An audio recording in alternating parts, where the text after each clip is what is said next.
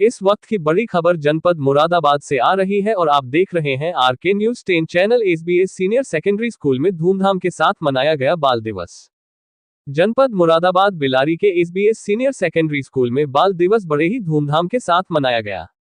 कार्यक्रम में मुख्य अतिथि के रूप में पहुंची डिंपल सक्सेना ने दीप प्रज्वलित कर कार्यक्रम का शुभारंभ किया।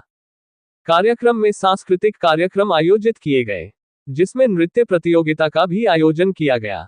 इस दौरान स्कूली बच्चों ने नृत्य प्रस्तुत कर कार्यक्रम में उपस्थित सभी लोगों का मन मोह लिया। प्रतियोगिता कार्यक्रम के अंत में विद्यालय के प्रबंधक राजीव सहाय ने मुख्य अतिथि का आभार व्यक्त किया तथा विजेता बच्चों को बधाई देकर विद्यार्थियों को बाल दिवस की शुभकामनाएं दी। विद्यालय के प्रधानाचार्य संयोग वशिष्ठ एवं प्रबंधक राजीव सहाय ने संयुक्त रूप से सभी विजेताओं को पुरस्कृत किया। राजकुमार कश्यप की खास रिपोर्ट।